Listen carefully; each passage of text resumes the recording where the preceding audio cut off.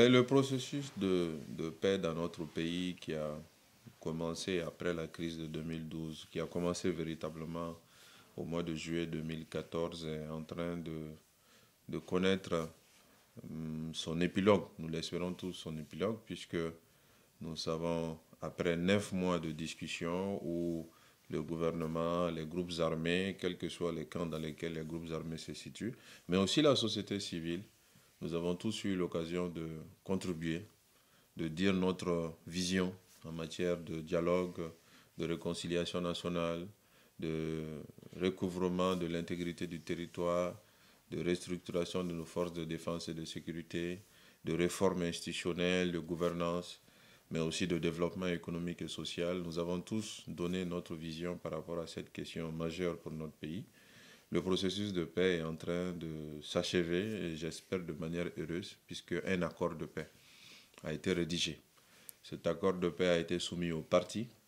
Le gouvernement de la République du Mali a paraphé cet accord et donc a signifié son accord pour le signer, bien qu'il ait des réserves sur l'accord. Une partie des groupes armés également a donné son accord. Il reste une dernière partie des groupes armés qui a des réticences pour signer cet accord de paix. Les discussions sont en cours actuellement et les signes que nous percevons laissent entendre que dans les jours à venir, en tout cas au mois d'avril, nous irons vers une signature des accords de paix qui devraient amener la paix et la sécurité, qui devraient consacrer des réformes importantes en matière d'administration du territoire, en matière de gouvernance, en matière de décentralisation et de possibilités laissées aux populations pour pouvoir se prendre en charge en termes de développement socio-économique, mais qui devrait aussi amener des infrastructures importantes, des financements, des investissements importants au nord de notre pays, permettant à l'ensemble du Mali d'en bénéficier. Donc aujourd'hui, à l'heure où on parle, en mars 2015, nous sommes à la veille de la dernière phase du processus qui devrait se caractériser par la signature d'accords. Et nous entrerons dans une nouvelle phase, c'est-à-dire l'application de l'accord, qui devrait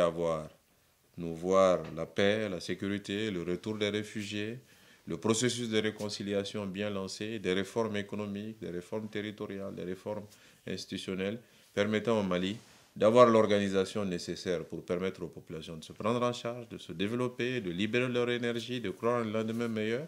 mais aussi avoir des forces de défense et de sécurité en mesure de sécuriser le territoire, de lutter contre le terrorisme et de permettre au pays de jouer sa partition